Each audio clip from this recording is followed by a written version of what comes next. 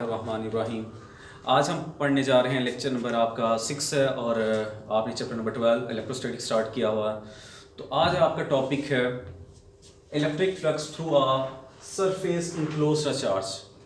आपने electric flux calculate करना है एक सरफेस में जो इनक्लोज्ड है, यानी मीन्स बंद है, वो क्लोज सरफेस के लिए फाइंड आउट करना है। तो आप एक क्लोज सरफेस कंसिडर कर लेते हैं और उसका रेडियस आर है और आपने फ्लक्स कैलकुलेट करना है। तो इधर डायग्राम में बना लेता हूँ इलेक्ट्रिक फ्लक्स, इसमें मैंने कैलकुलेट करना है।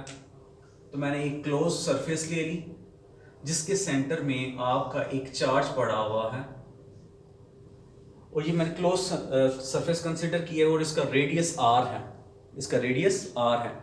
और आपने इसमें से इलेक्ट्रिक फ्लक्स कैलकुलेट करना है। तो इलेक्ट्रिक फ्लक्स अगर आपने कैलकुलेट करना है तो आप फार्मूला लगाएंगे, ये आपने जो पढ़ा हुआ है, electric flux is a scalar product of E and vector area A, इन दोनों का डॉट प्रोडक्ट है। लेकिन इसकी एक कंडीशन है, ये आपका इलेक्ट्रिक फ्लक्स लगता है फ्लैट सरफेसेस के ऊपर, और आपका अगर आपने ये फॉर्मूला लगाना है तो फ्लैट सरफेस कंसीडर करेंगे, फ्लैट सरफेसेस। अब आपने अगर इस क्लोज सरफेस को फ्लैट सरफेस बनाना है, कंसीडर करना है, तो इसके लिए फिर ज़रूरी क्या होगा कि आप इसको स्मॉल पैचेस में डिवाइड कर लें। अगर आप इसको स्मॉल इक्वल पैचेस में डिवाइड कर लेंगे तो ये आपका फ्लैट सरफेस आपकी बन जाएगी और आप फिर ये फार्मूला अप्लाई कर सकते हैं। तो मैं इस क्लोज सरफेस को आप डिवाइड करने लगा हूँ इक्वल पैचेस में। जैसे कि ये देखें, आपने देखा होगा फुटबॉल जो बनता है तो वो एक पैच होता है, इक्वल पैच होता है इस शेप का, और इतने ही पैचेस आपस में बार बार रेपिटेशन होती है और इनको ज्वाइंट किया जाता है तो फुटबॉल बन जाता है। जैसे दूसरा पैच लगे, ये देखें, ये ऐसे, तीसरा पैच लगे तो ऐसे, तो ये आपका एक ऐसे बन जाएगा, शेप बन जाएगी फुटबॉल की। तो ये इक्वल पैचेस हैं और इसी तरह आपने इस कंप्लीट सरफेस को भी पैचेस में डिवाइड करना है। तो एक पैच मैं इधर कंसीडर कर लेता हूँ। आवाज, ये जैसे एक पैच मैंने ले लिया, एक पैच कंसीडर कर लिया जिसका एरिया की डायरेक्शन ये है,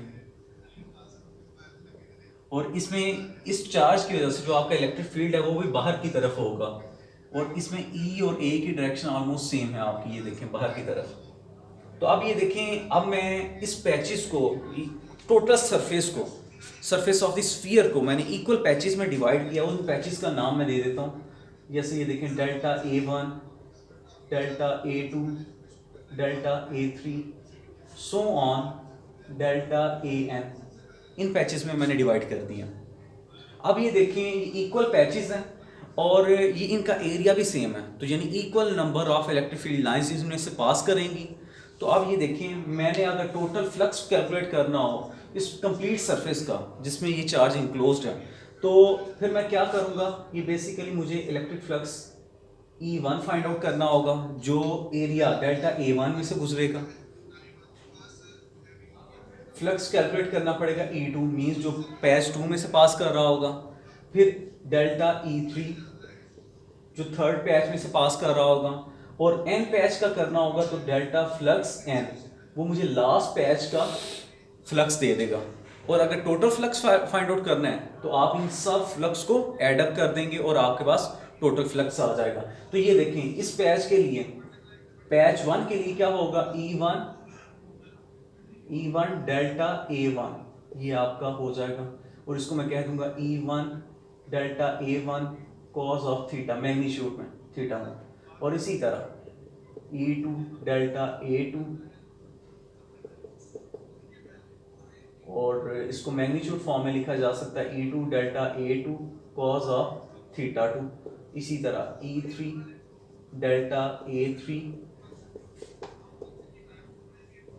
E3 delta A3 cos of theta 3, और ये सो ऑन, ये आपका लास्ट चलेगा En डेल्टा AN, इसको मैग्नीट्यूड फॉर्म में कन्वर्ट किया जाए En cos of theta n।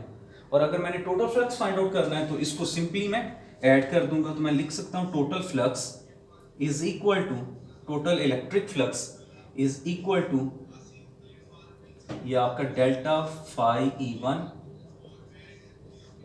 ये E2 के लिए, ये आपका E3 के लिए, प्लस सो ऑन, ये लास्ट आपका n फ्लक्स के लिए हो जाएगा, nth पैच के लिए। तो अब आपने ये जो वैल्यूज फाइंड आउट की हैं सारी आप इसमें पुट करेंगे। तो ये देखें, मैं इसकी जगह ये वैल्यू जो वो पुट करूंगा, E1 delta A1 cause of theta 1 plus E2 delta A2 cause of theta 2 plus so on, ये लास्ट पे चलेगा En delta AN cause of theta n। तो ये आ जाएगा। अब इसमें से देखें, अगर आप देखें तो आपका पैच का साइज इक्वल है,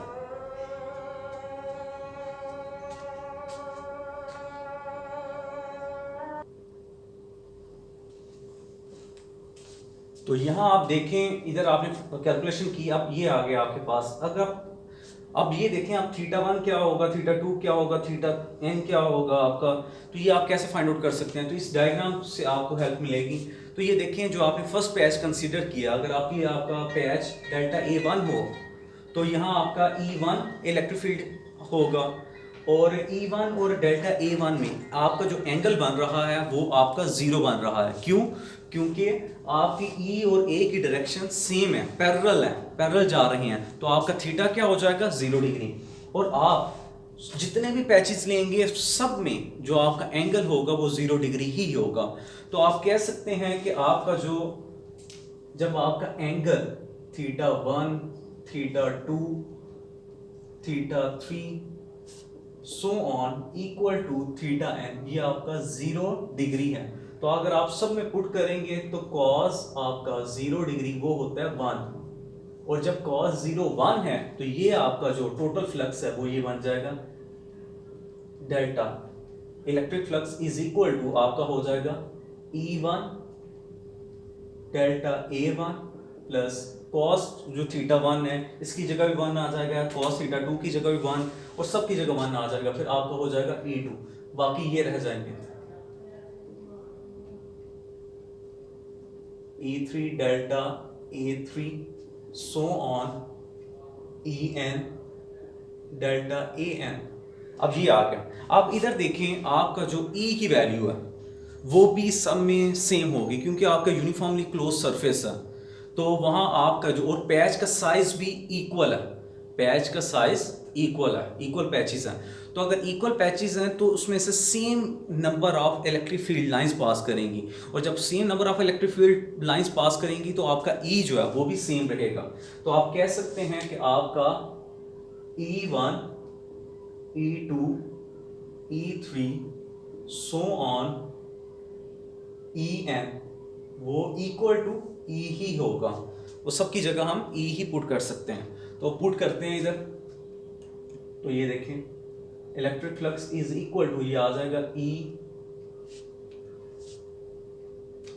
E1 आ जाएगा, सॉरी E1 की जगह भी मैं E पुट करूंगा, E2 की जगह भी E पुट करूंगा, और आगे ये देखें delta A1 plus E delta A2 E delta A3 plus so on E delta AN, इस तरह।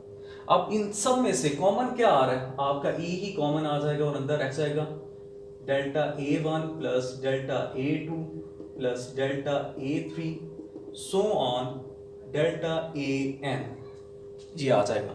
और ये जो आपका अंदर ब्रैकेट में आया, अब ये देखें, ये आपका आ जाएगा area of surface area of the sphere, surface area of sphere, ये आ जाएगा अंदर। और surface area of the sphere वो क्या होता है, वो आपका surface area of the sphere, आपका स्फीयर है तो वो उसका एरिया होता है 4 पाई r स्क्वायर, ये आ जाएगा। और ये आपका फ्लक्स की इक्वल है। तो यहां आप ये देखें, आपने पढ़ा हुआ है पीछे E किसकी इक्वल है, तो E इक्वल है 1/4 pi epsilon not Q over R square. अब आपने ये वैल्यू को इधर पुट कर देना है E की जगह, तो पुट करते हैं, ये देखें flux electric flux is equal to 1/4 pi epsilon naught q over r square और आगे आपका वही 4 पाई आर स्क्वायर। तो यहाँ देखें फिर आपका ये आर स्क्वायर से कैंसिल, 4 पाई इस 4 पाई से कैंसिल, तो बच क्या गया आपका, ये आ जाएगा क्यू ओवर एप्सिलॉन नॉट। तो आपका फिर आंसर क्या आया, जो आपका टॉपिक था electric flux through a surface enclosed a charge is equal to q over epsilon naught, तो ये इसके इक्वल आ गया। तो अगर आप इस सरफेस क्लोज सरफेस के अंदर भी एक सरफेस को कंसीडर करें और वहां भी आप इलेक्ट्रिक फ्लक्स को फाइंड आउट करेंगे तो वो भी यही आएगा, सेम होगा। तो ये इससे फिर आपका एक कंक्लूजन निकलता है। वो कंक्लूजन क्या है कि कंक्लूजन ये है कि आपका जो इलेक्ट्रिक फ्लक्स है थ्रू अ इनक्लोज सरफेस वो आपकी शेप और ज्योमेट्री के ऊपर डिपेंड नहीं करता। ये बात मैं दोबारा रिपीट करता हूँ, दोबारा बताता हूँ आपको। ये जो बात आपको बताई जा रही है ये क्या है कि आपका जो इलेक्ट्रिक फ्लक्स है वो शेप और ज्योमेट्री के ऊपर डिपेंड नहीं करता। किसके ऊपर करता है, ये आपका डिपेंड करता है कि चार्ज इंक्लोज कितना है आपका, उसके ऊपर करता है चार्ज इंक्लोज्ड, और आपके मीडियम के ऊपर डिपेंड करता है, दो चीज़ों के ऊपर डिपेंड करता है। रिपीट करता हूँ, आपका मीडियम और चार्ज इंक्लोज के ऊपर डिपेंड करता है, शेप और ज्योमेट्री के ऊपर डिपेंड नहीं करता। तो ये था लास्ट पॉइंट जो इस पूरे टॉपिक को कंक्लूड करता है, और उम्मीद है आपको ये लेक्चर समझ में आई होगी। अगर आपको कोई कन्फ्यूजन रह गई हो किसी पॉइंट के ऊपर तो वो आपने क्वेश्चन में मुझे ज़रूर पूछना है। आपके साथ मैं अपना कॉन्टैक्ट नंबर वो भी शेयर करता हूँ। मेरा नंबर 0331-630-6585 है। आप क्वेश्चंस पूछ सकते हैं। उम्मीद है नेक्स्ट लेक्चर के साथ दोबारा हाजिर होंगे, तब तक मुझे इजाज़त दीजिए। अल्लाह हाफिज़।